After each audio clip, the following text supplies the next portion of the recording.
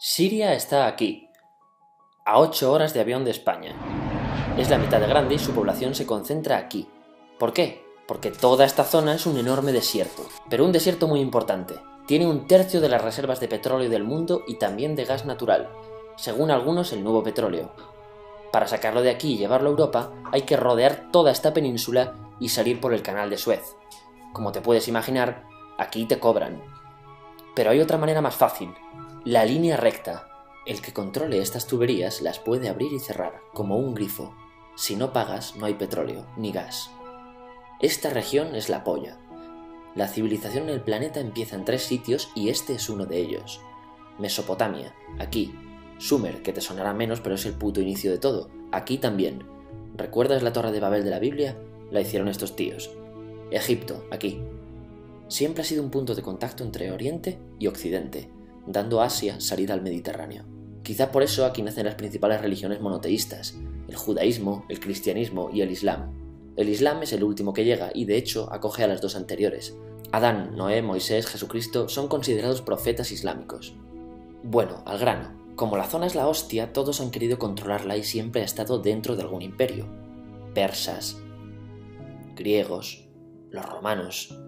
El imperio romano termina partiéndose en 2, y finalmente solo sobrevive esto. Ahora es cuando la última religión monoteísta, el Islam, construye su propio imperio. ¿Te acuerdas de las cruzadas? Bueno, pues son los europeos cristianos intentando recuperar esta zona de la que estamos hablando. Los últimos en llegar son los turcos, que ojo, no vienen de Turquía, sino de a tomar por culo en Asia, junto con Gengis Khan. Lo conquistan todo y fundan el Imperio Otomano. El Imperio Otomano se queda ahí hasta la Primera Guerra Mundial, 600 años. Cuando acaba la Primera Guerra Mundial, aparecen pequeños países donde antes estaba el Imperio Otomano, y por primera vez vemos a Siria en un mapa. Hasta ahora la habíamos dibujado para no perdernos. ¿Y quién se inventa esos países? Lo que te voy a contar es alto secreto. Bueno, lo era en 1916.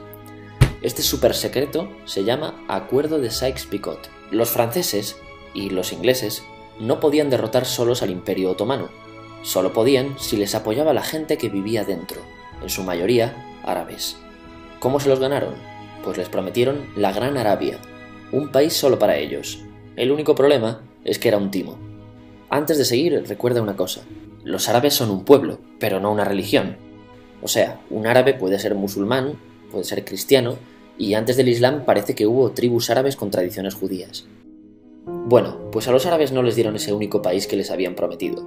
En su lugar, franceses y británicos crearon muchos países pequeños. Estos países, obviamente, no eran países de verdad, sino zonas bajo su control con gobernantes puestos por ellos. Durante este tiempo hacen lo que quieren con la zona. Recuerda que hay petróleo. Siria, aunque no tiene grandes reservas, tiene fácil salida al mar, y Francia, que es la que se ha quedado con Siria, se lo da a compañías extranjeras. Después de la Segunda Guerra Mundial, los europeos se van. En el caso de Siria, son echados a patadas. Pero antes de irse, crean otro estado, Israel. No es el momento de hablar de ello, pero es un estado muy polémico que sus vecinos no reconocen. La prueba es que nada más irse los británicos, todos estos estados lo atacan. La zona, a partir de ahora, va a ser una puta bomba de relojería. ¿Y mientras qué pasa en Siria? Bueno, pues no es muy estable. Tiene golpes de estado constantes. En esa época aparece en Siria una ideología que se hace con el control y se expande por el mundo árabe, el Ba'ath. Esta ideología mezcla el antiguo sueño de una sola nación árabe con ideas socialistas. Y algo muy importante, es laica, o sea que no es religiosa. Siria se llega a unir con Egipto, un país con el que no tiene frontera. Pero no es algo raro, muchos de estos países intentan hacerlo también. Como recordarás, a esta gente se le había prometido un solo país y las ganas las seguían teniendo. Pero la unión falla. En este tiempo Egipto les convence para nacionalizar el petróleo. En Siria, Al-Assad, el padre del Assad de ahora, se convierte en jefe del estado Ba'ath. En Irak, también Ba'ath, comienza a ganar fuerza Saddam Hussein. Las diferencias entre ambos países dividen a los partidos Ba'ath de otros países en pro-Siria o pro-Irak. Ahora ocurre la Guerra Fría. El mundo se divide en 2, o eres de Estados Unidos o de la Unión Soviética. Son años muy movidos en los que se pegan constantemente con Israel, invaden su vecino Líbano y comienza una oposición islamista al régimen Ba'ath de Assad, los hermanos musulmanes. Vale, volvamos atrás un momento. Recuerdas que la mayoría de árabes eran musulmanes, ¿verdad? Pues dentro de los musulmanes hay 2 ramas fundamentales, los suníes, la mayoría, y los chiíes. En el caso de Siria, a pesar de ser un estado laico, los gobernantes como Assad y jefes militares eran chiíes, los cuales representan menos del 13%. En cambio, casi el 70% de la población es suní. Un dato curioso es que los cristianos son casi el 10%. Que los chiíes controlen el gobierno y el ejército mosquea a la población suní, y este sentimiento es aprovechado por los hermanos musulmanes, islamistas radicales suníes. Estos toman las armas en la ciudad de Hama en contra del gobierno, y Assad acaba con la revuelta a costa de matar miles de civiles y encarcelar a mucha gente. En el año 2000, Assad padre muere y le sucede Assad hijo. Ante las presiones libera a muchos presos, trae internet y esperanzas de cambio. Hay un periodo de gran debate político y aparece la oposición. También vuelven los hermanos musulmanes. Los siguientes años son difíciles, arrestan a la oposición, y Bush incluye Siria en el eje del mal, y esto la aísla. Está mal visto negociar con Siria. Los kurdos, un pueblo que vive distribuido por varios países de la zona, empiezan a protestar también. Hay represión y muertos. En 2011, te sonará esto, ocurre la Primavera Árabe. ¿Qué es esto? Bueno, es una protesta que se va propagando por todos los países árabes pidiendo más democracia. Como ves, el mundo árabe, a pesar de estar dividido en países, tiene tendencias generales. Cuando llega a Siria, Assad hijo termina usando el ejército y en los enfrentamientos mueren unas 1000 personas. Los enfrentamientos irán escalando hasta que se conviertan en guerra civil. No hay un momento exacto de inicio. Lo importante es que hoy en día hay numerosas facciones en juego. Vamos a verlas. Pero primero piensa en que todo está dividido entre chiíes, la minoría, y suníes, la mayoría. Chiíes y además laicos, o sea, no religiosos, son el gobierno de Al-Assad. Controla todo esto, que si recuerdas son básicamente las zonas chiíes del país. El gobierno de Assad está enfrentado al resto. También mayoritariamente laico, pero suní, es el Ejército Libre de Siria o FSA en inglés. Junto con el Frente Islámico, que es religioso, y otros 70 y pico grupos más, forman una coalición que la prensa llama simplemente la oposición.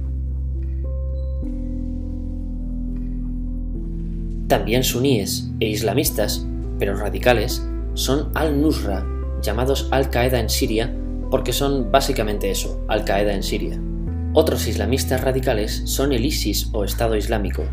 Salen de Al-Qaeda en Irak, controlan la mayor parte de Siria e Irak y se han hecho famosos por sus atrocidades. Su objetivo teórico impacta a muchos. Es un Estado Islámico a lo largo de Asia, África y Levante, aunque a ti ya te suena, ¿verdad? En naranja tenemos al pueblo kurdo, que recordarás porque el presidente Al-Assad lo reprimió, al igual que gobiernos de países próximos también hacen. Ahora controlan militarmente esta zona. Antes de terminar, repasemos los apoyos internacionales a fecha de octubre de 2015.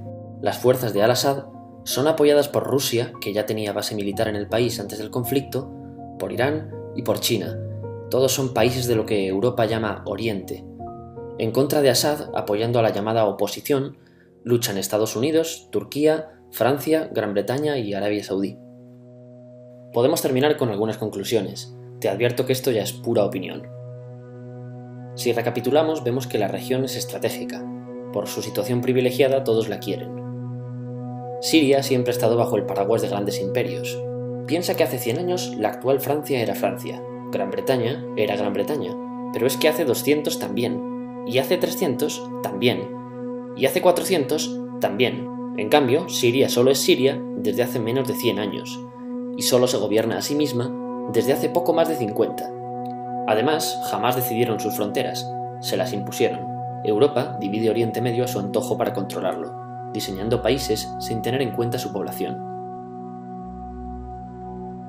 Muchos historiadores dicen que todo pueblo tiene la necesidad de manejar su propio destino, pero estos ingredientes que hemos visto juegan en contra de proyectos como la Siria Ba'ath, que encima usa la represión para mantenerse. En última instancia, producen una guerra civil. En este contexto no es extraño que aparezcan actores que se alimenten de la desesperación, el sentimiento suní de opresión y la visión de Occidente como invasor. ISIS usa la identidad árabe y la mitología de antiguos imperios. Cuando quieras entender el presente, pregúntate: ¿y el pasado?